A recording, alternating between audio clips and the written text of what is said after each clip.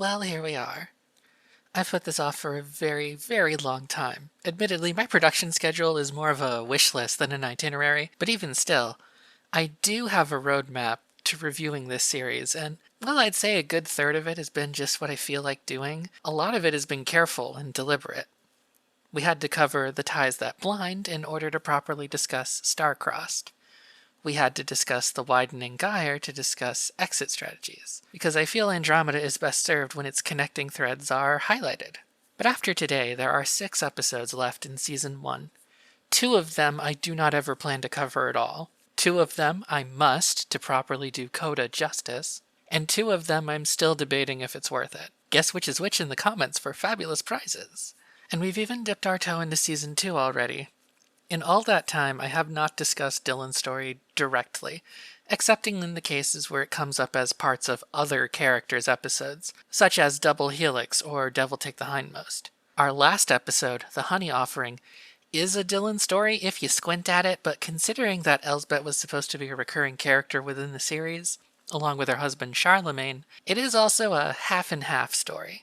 But today, we're going to focus on Dylan, full frontal Kevin Sorbo, and that starts appropriately with a black hole. We're actually here with the Perseids, these purple-gray guys, jokingly referred to by Harper as the Chinheads.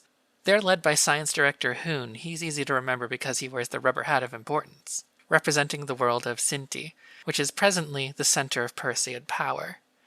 Dylan is here on a goodwill mission, offering the Andromeda's central computer to help the Perseids conduct experiments on string theory and quantum entanglement.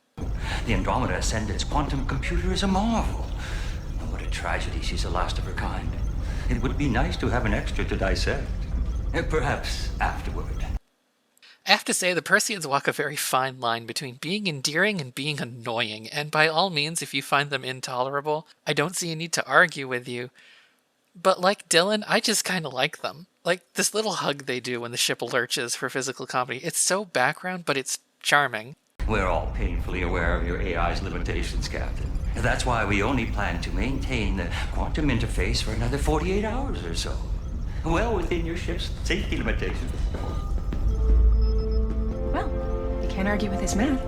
This is probably the line I quote most often from Andromeda because it's applicable in so many situations, especially when it's not about math. And Doig's facial expressions are amazing. But all is not as it seems. Dylan is ruminating on everything he lost by being trapped in the singularity, especially his fiancée, and it's really dampening his spirits. But we cut to the black hole 300 years in the past where we see Sarah, his fiancée, and one of Dylan's old Nietzschean buddies, Ismail Khalid, mounting a rescue operation to pull the Andromeda from its time stasis. We get a flashback to when they first met. It's very hokey. I'll break down the romance at the wrap-up. Back in the present? Future? Rev comes to see Dylan. Rev's advice is to write a letter, or more specifically a TikTok, and send it into the singularity. As he says, sometimes it's enough to just write the letter. Dylan does this, but to his shock... Receiving your message. What's your status? Can you hear me? Dylan, I'm receiving your message. What's your status? Sarah.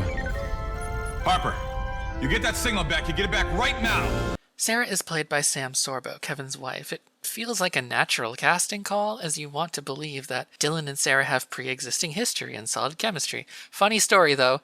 No. I don't know. Maybe I'm alone in this. Maybe I'm just tired of TV shoving its heterosexual politics into science fiction, but gods damn, this reads as a loveless relationship.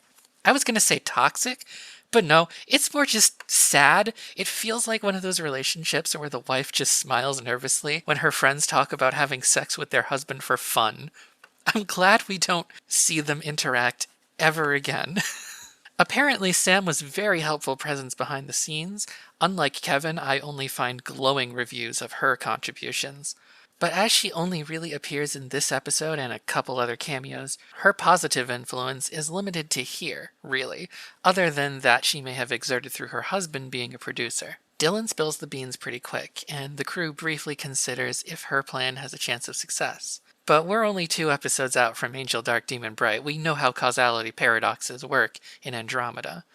Her enterprise is doomed because Dylan was still trapped in the black hole, still frozen in his firefight with Rade when the Maru picked him up. But that only limits what will happen to Dylan and the Andromeda in the past. Harper has an idea to cheat the rules. He calls Dylan to the teleporter room, we saw him fiddling with it in an early scene, and Dylan arrives just in time to watch a melon explode.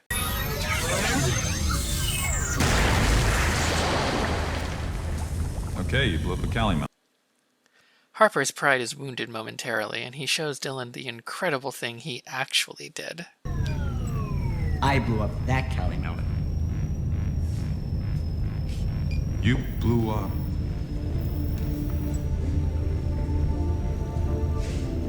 You sent it into the past. Dylan manages to send a signal back into the past and watches his own rescue attempt, but the Nietzscheans interfere and they are forced to abort. And while the Starry Wisdom is sticking around, the next window will probably be after the rebel reinforcements arrive. That just leaves Harper's insane melon plan. Everyone gives Dylan the business for this, everyone except for one person. I take it you don't approve. On the contrary.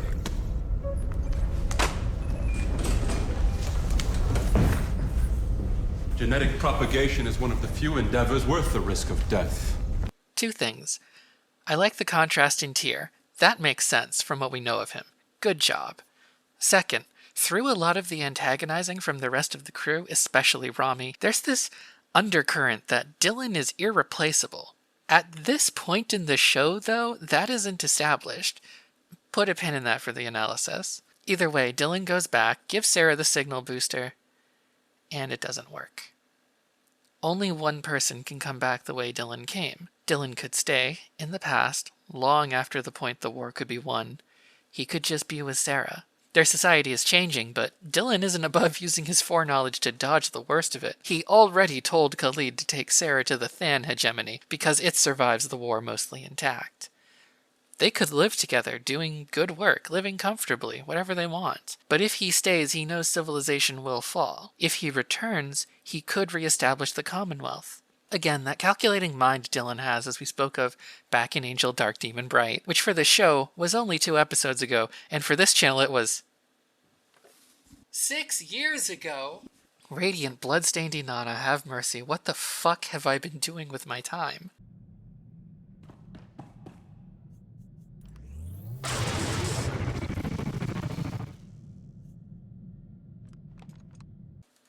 There we discussed how Dylan probably calculated it would be easier to re-establish the Commonwealth with balkanized Nietzscheans rather than a united empire, and here he's making the same calculation. The best place to establish the Commonwealth is in the future, ergo, he must stay in the future. Nothing else matters. Dylan returns to the future, and Sinti joins the Commonwealth, as the first charter signatory. Romney mentions that while Sarah's attempt failed to pull Dylan out, the new orbit she caused the Andromeda to settle into brought it out close enough for the Maru to save it centuries later, rather than continuing to sink towards the event horizon, which I guess is kind of a bittersweet ending. I want to open my analysis with a disclaimer. I recognize that I am not the target audience here. Dylan walks away from the love of his life, and I feel nothing. Some of that could be the aerospec in me. I don't relate to romance in a conventional way. But it could also be my documented stance that you corrupt your soul, spit in death's eye, and if God tries to stop you, you kill him first, camp of reuniting with your lost love. So I want to acknowledge that here before I continue. I can only give you my perspective, and that's what you paid for, which was nothing. This might come as a shock with that glowing introduction, but I don't like this episode very much. I'm not going to give it the lowest score possible. It's competent by early Season 1 standards, but I will mark this one as optional viewing. I love tragic romances, if my Karlak Pride video didn't give that away, but I just can't be asked to give a shit here. Maybe it's just this forced heterosexual agenda that made its way into media, this forced diversity that pretends women want to kiss men, or maybe it's the fact Kevin and Sam Sorbo have absolutely zero chemistry, and I'm not even kidding about that. I have seen laundry commercials where I believed that two people were more in love than here. By the words on the page, Sarah's dialogue is very moving, and I'd argue Sam does a good job with it.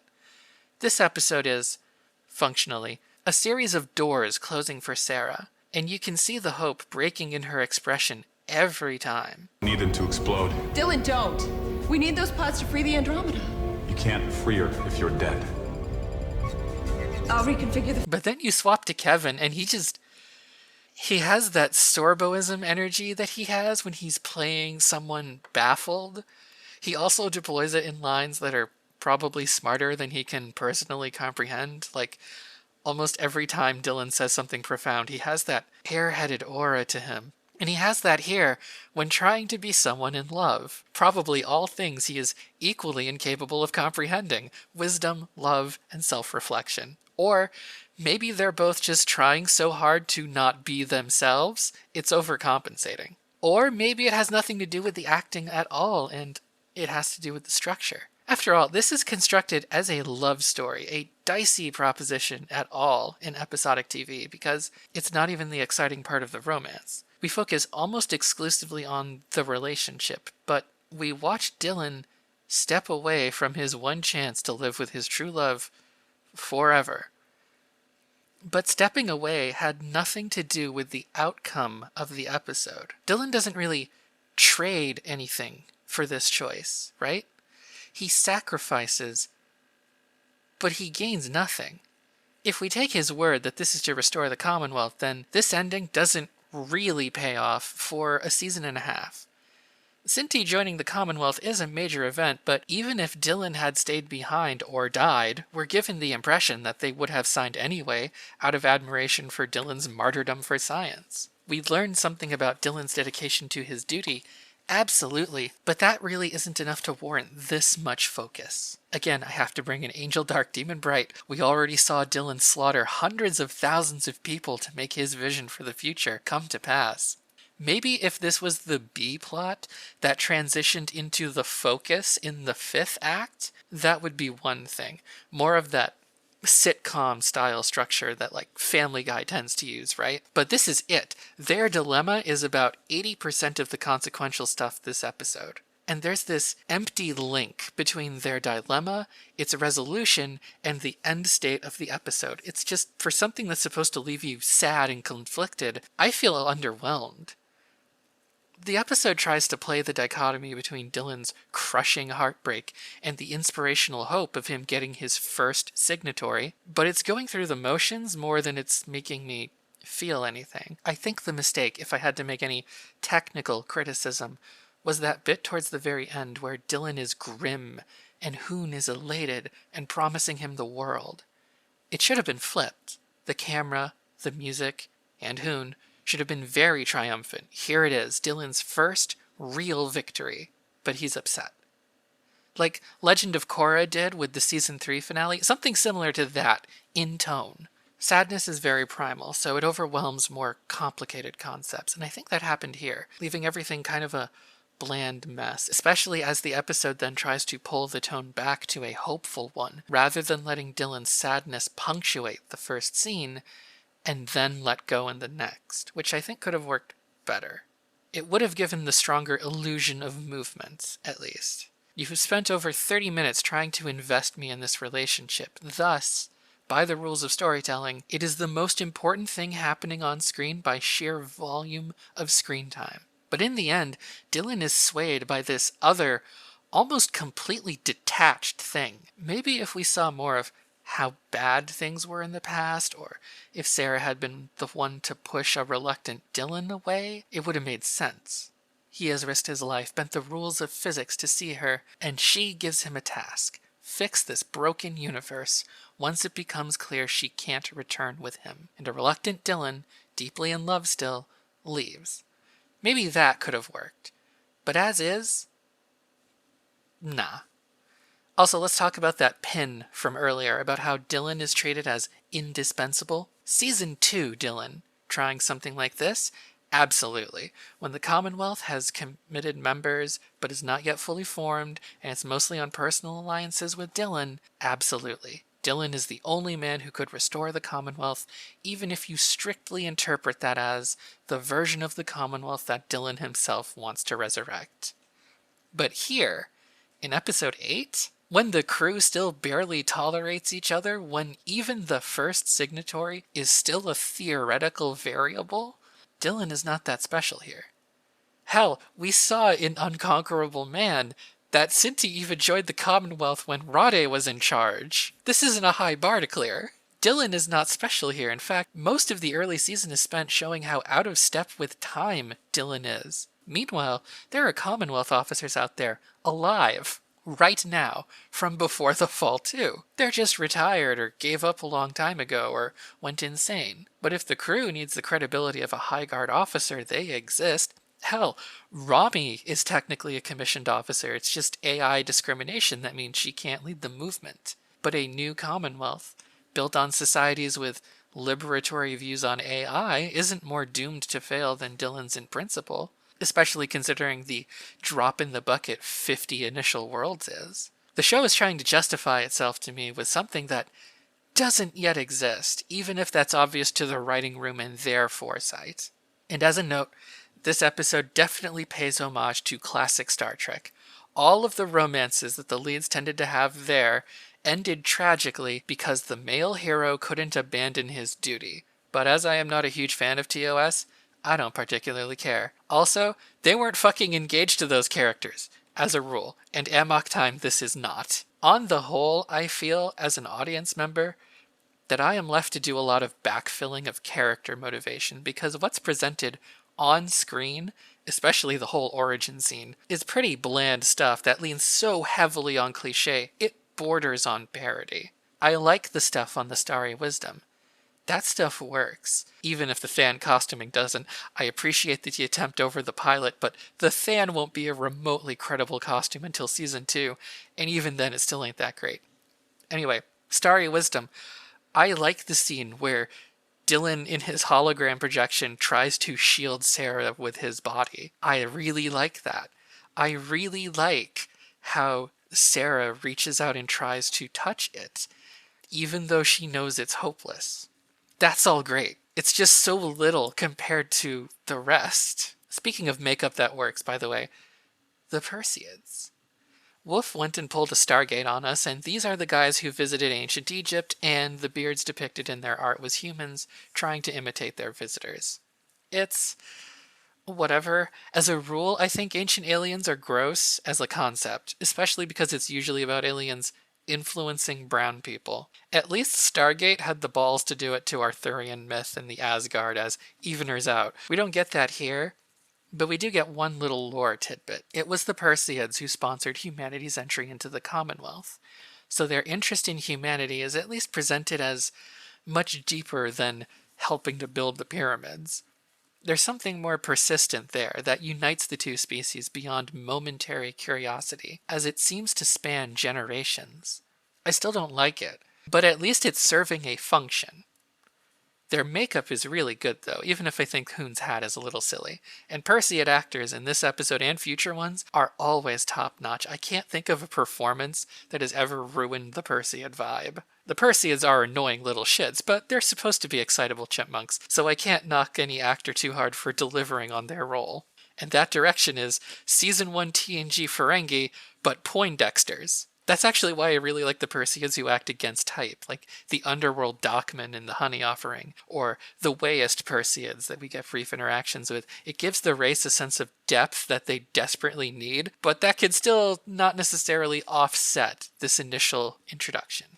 Hoon was actually on the shortlist to replace Rev when State left the show, though ultimately Bob Engels would choose not to replace his character. The black hole here, which is the same one that devoured Hephaestus in the first episode, is heavily implied to have been a gift. All black holes lead to the spirit of the abyss, and Wolf dropped hints in Q&As that it might have been part of the plan to weaken the Commonwealth. It's a solid divide and conquer plan.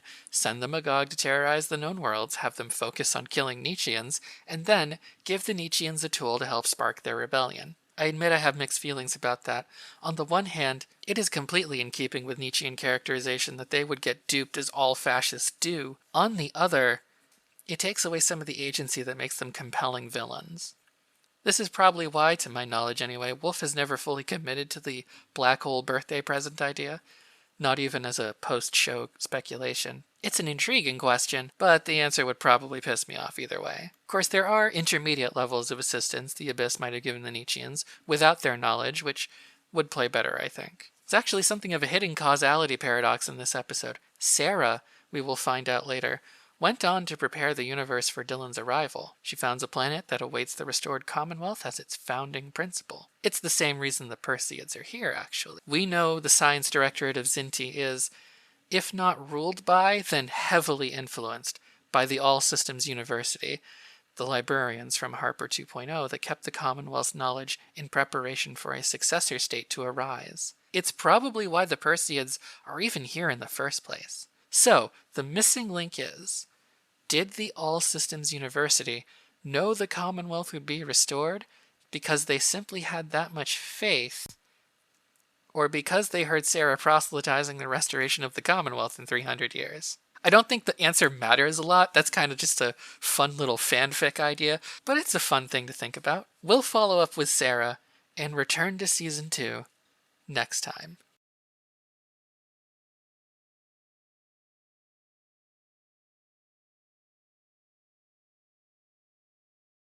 I hate to barge in on such a historic event, but I couldn't get away from my staff meeting. Not at all, Admiral. Dylan, this is the commander of Terrazad's Home Guard, Admiral Telemachus Rade. Rhonda. Captain. It's an honor. Psych! I lied. I said we wouldn't be doing any Nietzschean episodes. Well, backdoor Nietzschean episode. I got you. I got you all. Tyr, I need to talk to you. Rumor has it that you intend to use the little professor's machine. Suicidal.